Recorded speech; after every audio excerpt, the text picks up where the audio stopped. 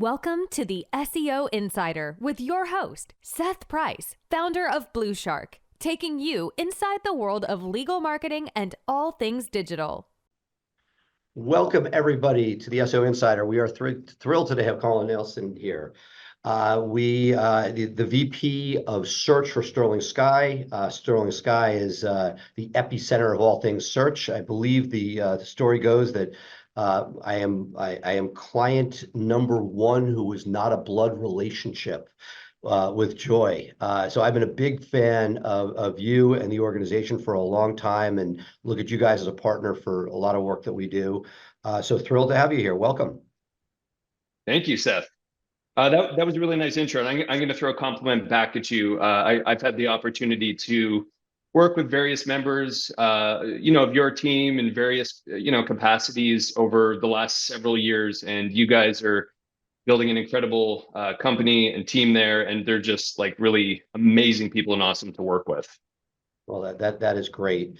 And look, as somebody who loves search, who built both a law firm and now a digital agency on it, I have seen the greatest sort of, rewards, joy, success with local. Local has been an amazing tool, but it is also one fraught with peril, with ups and downs. A couple of years back, the proximity update, while changing the apple cart around, really, I think for us, it sort of followed with what we saw. Did we know that it was going to go this way? Not exactly. But the idea that Google was trying to give people the most relevant local search results obviously is a huge deal. And, want to get your thoughts in the post-proximity world about things that you're seeing from your point of view. We've had more and better communication with Google than we've ever had before. There's actually an update when we're getting when an algorithm update comes, it's no longer tea leaf reading, and we're actually getting tweets. What the state of local search right now? How do you see it? Yeah, man, updates. And I guess speaking of that one, we're still in the thick of it. I don't think Google has officially announced the end to the core update that started on March 4th. So like, how crazy is that? It's still going over a month later. Seth, you touched on the vicinity update, and I think that might be a good place to start here, because I think in terms of the local search landscape, when the vicinity update happened, which if my memory serves me, it was the end of 2021. So we're talking about November 2021. November, December. And Google, that was such a game changer in the sense that almost every single business that we worked with before that update was ranking relatively far from their office. Proximity was a factor, but not so much. And then it was like overnight, the distance that you could rank from your physical location, in some cases, shrunk in half or more. And so what that kind of led us to, and what I would say is a question I don't think many SEOs and business owners are asking, and I would argue is like the most important question to ask if you're starting a new SEO project, working with a new business, or trying to figure out your own SEO stuff. You need to be able to answer the question, what's possible, right? And like nobody starts with that question. I feel like, you can promise everything, and you're in the middle of Houston, Texas, and you're a PI alert. Oh yeah, we can have you ranking across all of Houston. Meanwhile, there's like 300 different zip codes, and it's just Houston crazy. is actually the example we always give. I mean, it started with this, city center, but we're well beyond that. We saw service areas, and I think it is, in many ways good, unless you're the 800-pound gorilla, in that it gives opportunity. Because if somebody's coming to you anew, the old strategy, getting in the 3-pack was pretty freaking tough. It's a little more egalitarian. Some might say it's a way of Google of taking power away from the strongest players. They might have to spend some more money on search. But every time you see the apple cart mixed up, I'm cynical. Did that mean they just need a bump in stock prices and needed some more search revenue? But it is interesting how I think Houston is the ultimate example on no one office can control that city. Yep. Yeah, and just to give to give the listeners a specific kind of tactic related to answering that question, what's possible. One of the ways that we like to try and answer that question is, I mean, we have all these wonderful GeoGrid ranking report tools these days. Local Falcon was kind of the original, and there's a whole bunch of others that are great these days. And if you can go into that market and you run your scans and really just like find the most dominant competitor in that market. Find the person that is ranking as far as possible from their office, in particular for implicit queries. So keywords that don't have the city attached to them, because those are the ones where proximity really comes into play.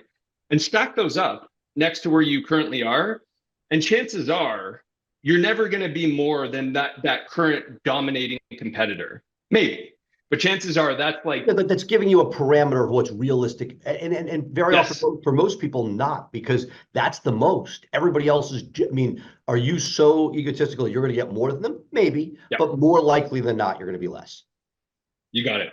So anyways, that's, I think, vicinity update led to that question. It's such an important one to answer. I think everyone should be kind of answering that. And I think the second thing where I think we need to be thinking about strategy first these days with AI, with, there's hundreds of different bells and whistles, silver bullets here. This little thing over here that we can get instant rankings that are being promoted on YouTube. Like, it's crazy, right? Everybody has the silver bullet, TikTok, YouTube shorts, whatever it may be. So I think as an SEO, first and foremost, you really need to get back to strategy. And I think the easiest way to think about strategy is to say, well, strategy is just prioritizing stuff. Right? That's the easy way to think about it. Figure out what you need to do and put that list in order of what's going to be the most impactful. One step further, I would take that to say, well, how do you know what to prioritize? I actually like referring back to, there's this one document online. If you search for Google local search ranking factors, not the study that Darren does every year, that we all contribute to, but Google's official Help Center document where they talk about their local search ranking factors. It's the only place on the internet where they'll explicitly say, these are the things. And they bucket all of them into three buckets, right? There's relevance, distance, and prominence. And I think as a strategist, at the end of the day, everything you do really has to align with one of those three buckets. And if you want, we can talk about some of the specific tasks that would kind of fall under those. But to me, these days, with hundreds of different things you could potentially focus on, you really need to have a system for prioritizing and like truly focusing on things that matter. Well, you're on a roll, so let's go there. Because it's being an SEO, especially local SEO, it can become frenetic and there's a lot of different directions. So talk to us, walk us through, how you view that and how you would prioritize something. Yeah, so let's take relevance, for example. I would argue relevance on the surface seems like the simplest, most straightforward of the three. It really means if somebody's searching for a personal injury lawyer, are you a personal injury lawyer? But the specific levers that you can pull, let's say within the Google business profile to communicate that to Google is very important and highly impactful. The most obvious one, most people are familiar with is like words in your business name. If your business name happens to mention personal injury lawyer, that is a huge relevance signal for Google, for better or for worse. It's always been that way. Well, and it's funny because it started as a spam technique. And I think it was like, if you can't beat them, join them. And people sort of said, hey, I can legitimately do this with a DBA. I just, because my firm was named something. And I think that that is one of the more interesting things that I've seen.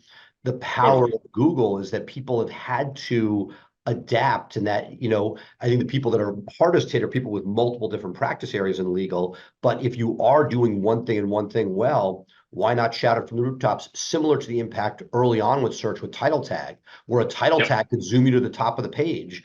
It seems that this is one of those things that can really say to Google, look, the algorithm's trying to figure things out. Why not hit them over the head? You got it. 100%. And you're right. It's almost become this phenomenon right across all of North America, where there's a spectrum, right? There's businesses who are legitimately rebranding, going through the steps so that Google's like, all right, sure, that's your real world representation.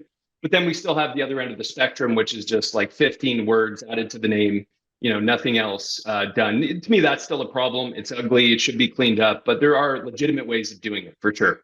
Are you seeing, like, if we were to have this conversation 3 years ago, it seemed that what appeared to be Russian bots, spam, were infiltrating everywhere.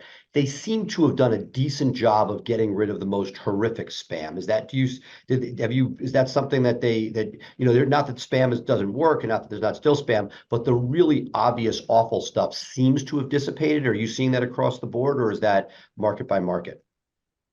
I would say so. It definitely varies by market, but absolutely. If we rewind 2, 3, 4 years into the past, in my experience with our clients, for sure, you don't see as much. Definitely in the law vertical as well. You go back a couple of years, and a few times a year, you would have these spam blasts, and all of a sudden in markets, and they'd all have similar names, and they'd all rank really well because they were keyword stuff, blah, blah, blah. We don't see that as often. I'm sure we will still continue to see it, but you're absolutely right. It has calm down. The flip side to that is it's also become harder to do spam fighting, right? If that's one of your tactics as an agency, because Google, outside of the totally egregious spam that's actually causing pain or problems to actual customers, Google doesn't seem to care. They're like, you're a legitimate business. You're serving customers. They're leaving you good reviews. Why in the world would I penalize you because you added a word to your name that actually might even be useful for people to see? Well, I guess I see that. I also, the other thing that I think that magic number of 10, we get very little 10 reviews. We get very little data from Google, but I think that a lot of the issues I saw were people with exact match with less than 10 reviews. They put a 0, 1, 2 reviews, from these groups. That seemed to have done a lot as far as cleaning up some of the egregious. There were people like nursing home that were able to sort of have a national footprint overnight with these one review profiles. Yeah. It really speaks to the power of the descriptor, right? Because you can start outranking people with one review, and then the review strategy, the good side, you can see the pattern, right? So if all these fake listings have the same pattern of reviews, one review, et cetera, easier to identify, but the review in and of itself actually makes the listing harder to take down, and that's part of the reason why it was done in the first place.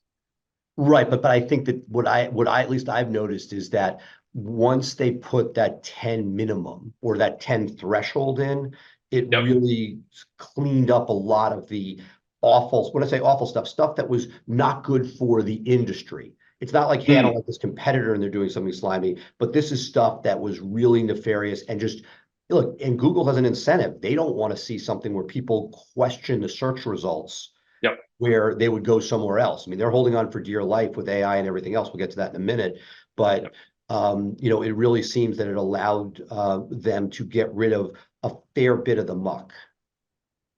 Agreed, 100%. And the 10 review thing you're referring to is the ranking boost that kind of exists there. Hit 10, get a little boost. Or no boost with, yes. What are you seeing while I have you? I got all these sort of things. What are you seeing beyond 10? Are you seeing the count being a real factor? So beyond 10, there's a couple of things. So we've done some testing around actual, let's say, velocity of reviews. So we will notice that if a business has a consistent number of reviews, let's say coming in over the course of a year, 2 years, 3 years, and that suddenly drops off, that does seem to have a negative impact on the ranking for that business. Mike Blumenthal and Near Media have actually been doing some really interesting, like user, those case studies where they'll give instructions to a user, they'll record them, they'll watch them take action. Really insightful stuff coming out of those studies. For instance, rating is extremely important. What users tend to do is they'll look at the rating, the number of reviews, and not even really read the actual text of the reviews. So I thought that was fascinating. If you're thinking about what to prioritize, right, it's probably rating, which really just means you're running a good business, which is like the ultimate thing. But then definitely volume and consistency over time would be like the next two things after that initial 10 review mark that I'd prioritize. Are you seeing anything as far as the number score?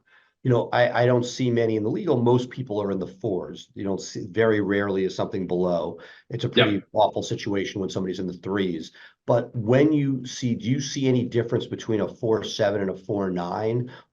And are you seeing any difference if it drops below 4? Is there a number you think where you're no longer part of the cool kid pack? Definitely not. I think anything above, 4.4, 4.5-ish, you're going to be fine. And we don't see any movement above that. And, we also see Google has these map pack filters in place where, if you're looking for best dermatologist, best personal jeweler, by default, they'll set the setting. I think it's to like a 4.2 or higher, 4.1, something like that. So I think as long as you're into that 4.2, 4.3 and above range, you're not going to see too much of an impact. But dipping below that, for sure, you will, because Google has signals through those filters, knowing that people, like, they're just not looking at businesses that have a sub 4 rating. It's questionable, especially if you have a lot of reviews. Right, it's statistically significant. It is interesting how, as both a law firm owner and a marketing agency, very often you're like, hey guys, you have a problem with your sausage making. It's time for you to go back. Like, it's one thing to get 1 or 2 bad reviews, but when you're at scale, Yep. that is often one of those areas. In legal, I think you're exactly right. That 4.4 is a demarcation. Yep. And I almost look at, like, I'm an active rideshare user, whether it's Uber or Lyft, and you don't see as much anymore, but before they gained critical mass, you could tell if you had a 4.5, it was going to be a dubious ride. If it was 4.4, it was bad, and 4.3 or below, watch it. You weren't Interesting. supposed to still be in the system, but it was a direct correlation. It wasn't an accident. Especially in an Uber, there aren't like an angry ex-employee who's filling you with reviews. It's actual users that with that, making sure that you are watching what is being done. And it's a good thing, right? It's good for Yep. all industries, whether it be agencies or it be law firms. If feedback is not great, you have an issue. 100%. There's something, Marie Haynes, I was chatting with her a few weeks ago when we were talking about the March algorithm update and just trying to put some thought around it. And I'm a fan of, I enjoy paying attention to the stock market. And I always think there's a lot of analogies between algorithm updates and the stock market, how they behave, how they're driven. And I was talking to her and I said, when you think about it, when it comes to SEO and the stock market, volatility is kind of the price of admission, right? If you want to play the game, if you want to stay in it for long term, if you want to enjoy it and not have yourself go crazy, you just have to understand that there's always going to be a certain level of volatility. And she said to me, that's true. She said, the only difference is when it comes to algorithm updates and SEO, you can soften the volatility by convincing Google that you deserve to rank in the search results. And all of these SEO strategies that we kind of deploy that we know can boost a web page higher, optimizing title tags, internal linking structure, all of those things work, as we know. But if you want to have any sort of enduring, like, stickiness up high in the search results, at the end of the day, yeah, like, you just have to deserve to rank. And the way you do that is just running a good business where people seek you out, you get good feedback. It's like SEO feeds that, but then you have to deserve to stay there, to stay in the club, right? It's kind of, that's an interesting way to look at it for me. I agree, but the only way Google can see that is from data points of whether it's Yes. traffic, whether it's quality content, whether it's links. So that I think that I wish I was, that it was like they had this magic thing where they'd say, yeah, this is a great firm, but I see it. Have you paid your dues? Are you writing good content that hits their quality guidelines? Are you getting authoritative links? Because as you do that, you will weather the storm. I mean, look, I know for myself and generally for our clients who've been with us for any length of time where we've been able to put best practices in place, algorithm updates come and go. We didn't really see across the board any meaningful shakeup on this last one for 98% of our clients. There's always something. There's always one client. I remember in proximity there were a couple that hit, but if you sort of were, hey, we're diversified, we have a diversified link portfolio, we're not playing a spam game. Each of those things means that as Google is doing these, not that there's not necessarily an immediate thing. Could there be a 2-week blip? Maybe. Yep. But as you know, we've seen over and over again, Google will do something, overstretch, and then correct. I mean, the classic example was back in the day when they decided exact match domains were not Sure. good. And Yep. all of a sudden, everybody with an exact match domain, which you paid a lot of money for, got hit. And they're like, well, some of those are really good websites with really good Yep. information, and it bounced back. So I feel like if you pay your dues and you keep your nose relatively clean, that these updates are less scary than if you're playing on the fringes, or you haven't paid your dues, you're not doing these things, and you found one of the silver bullets you talked about early that was allowing you to be in play. Yeah, you're absolutely right. The deserve part of it's definitely two parts to it. It's real world deserve, run a good business, but it's also, like you said, creating content that's actually helpful. It's going to be useful to the user, and of course, Google's going to like that because Google is just one of your users at the end of the day. Because deserve is a strong term. They're not inside to know whether or not something's nefarious. They just get the data point. So somebody could be a big TV advertiser with lots of traffic that can mask a lot of other things. Sure. And that's, I think, let's pivot to that for a second. That was one of the things that I think that was, Google, I think, struggles with a little bit. They put a lot of emphasis on traffic. And I have a rationale that I'm curious to know your thoughts on, because that's been one of the headlines over the last few years, is that people with outside sources of traffic beyond search have been Hmm. benefited in search in multiple ways. And we've probably seen that over the last couple of years. Yeah, I think it really is going to come down to what is that traffic doing, uh, at the end of the day. Um, I don't know. So maybe the equivalent of running a billboard and getting lots of traffic, right? That isn't necessarily originating from some online signal would be, um, what was one I just had? Mother, I just totally lost it. Well, TV, Reddit, things like that. TV, Reddit. Oh, geez, I'm gonna have to get back to you on this one. It was right Okay. there. So let me take it here. One question that I've always had, this is me, because you guys are as tight with Google as anybody. The thing that surprised me is that paid search for a new site to get traffic through as a touch point still resonates. And Sure. I remember Google eliminating do no evil as one of their core values or mantras a number of years back. But to me, like, the idea that paid search on Google still is a factor, to me, is incredible. I mean, Mm. use it when you need to, but it doesn't seem right in the sense that it's allowing for that to be a thumb on the scale. Pay us and you will do better. Mm. Is one of the things that, if you go back historically, they tried to stay away from. But really, I don't know if you guys have seen this as well, but that it still is a viable way to send touch things. I mean, the 9-month sandbox can really be shortened dramatically with traffic, and paid traffic being one of those ways of doing it. Yeah, we've never done any testing specifically to try and disprove Google's claims that paid search is having a direct impact on the organic side. I do wholeheartedly believe that there's indirect benefits over time for sure. If you're sending people from paid campaigns to your website, they're doing the things that you want them to do, right? They're filling out forms, they're finding the information they need, they're not bouncing back right away. I do think those things for sure over time are going to have an organic signal baked into them because we know Google cares about what people do on your website. I haven't seen anything that I can point to where somebody can say like, no, this isn't true. There is actually organic ranking benefits to setting up paid campaigns or LSA campaigns or whatever it may be. I do think any benefit, if any, is going to be an indirect one for sure.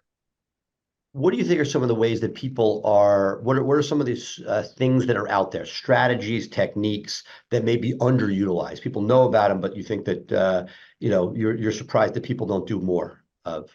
Yeah. Well, I have a few good ones here. So I think one thing I've got a presentation that I did last year, and I'll be sharing at our local university conferences this year. It's all about the local filter.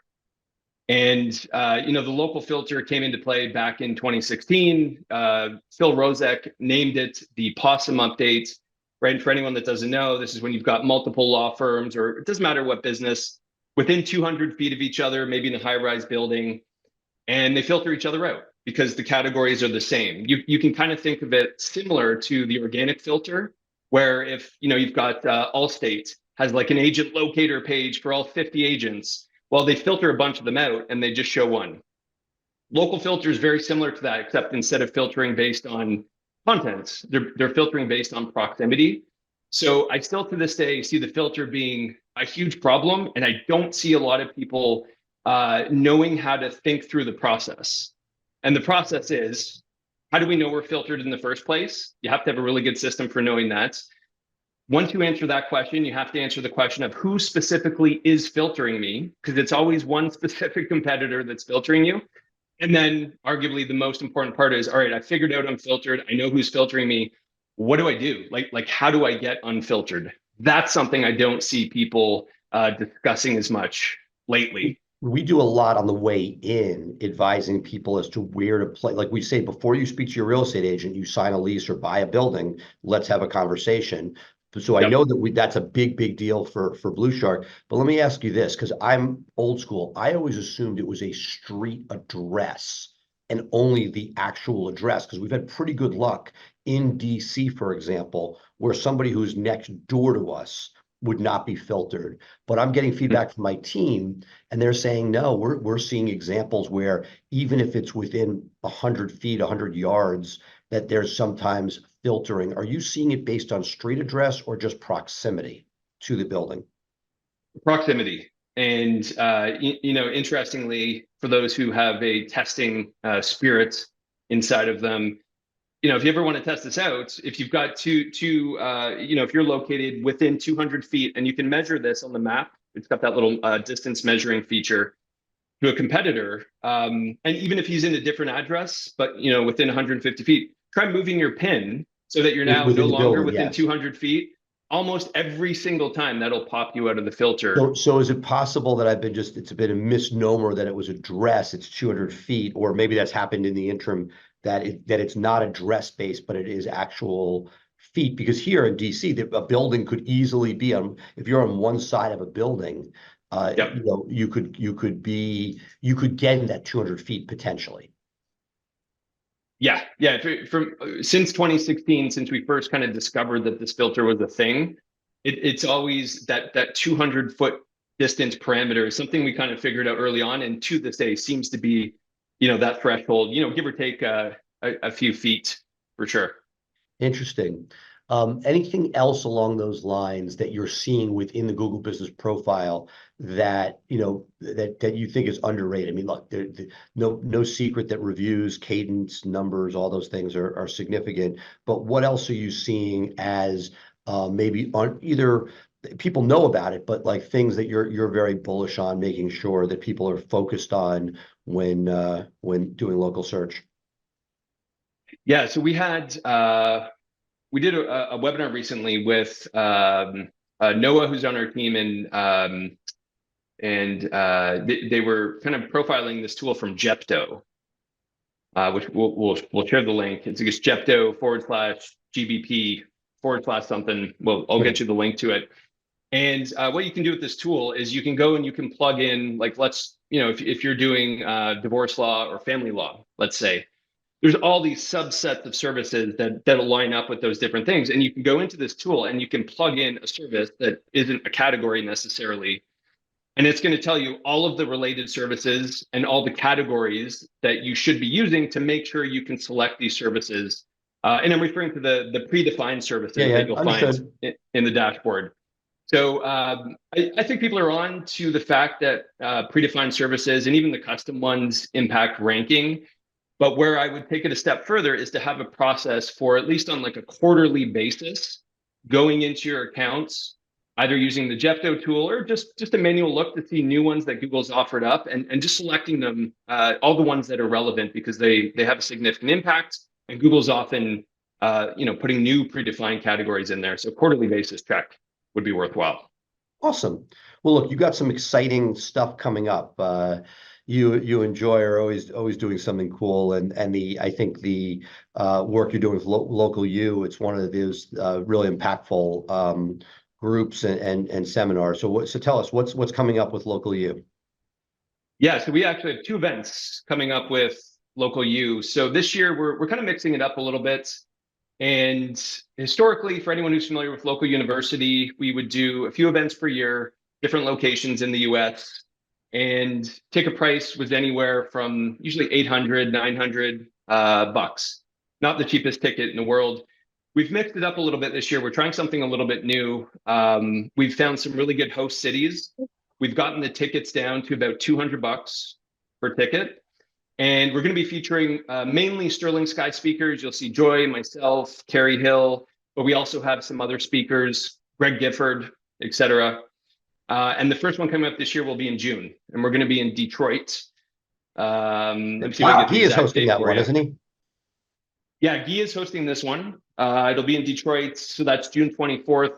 And then we have one in the fall, September 17th. This one will be in New York City, and this one's being hosted by Wix. That's awesome. Is there going to be a stream of these as well, or only live? I don't think we're going to be doing a stream. Probably just live. But yeah, I highly recommend everyone come. It's going to be fun. And I've been to LocalUs in New York, Williamsburg. Oh yeah. I don't know, somewhere, I don't know if it was Boston. Every time I go, I am blown away. You guys do such a nice job. Look forward to, we've opened it up to our team, and they really get a lot out of it. Thank you. Appreciate that, Seth. Very good. Well, I hope that our cross paths sooner than later. If we get to have you, I know they keep you tethered, but hopefully there'll be a road trip that you'll be on, and we'll get to see you in person. Oh, I love that. Yeah, let's figure that out for sure. Very good. So thank you, everybody. Colin, this has been awesome, and look forward to seeing you at LocalU, if not before. All right. Thanks, everyone. Thank you. Thank you for tuning in to the SEO Insider with Seth Price. Be sure to check back next week for fresh insights into building your brand's online presence. Episodes are available to stream directly on BluShark Digital's website.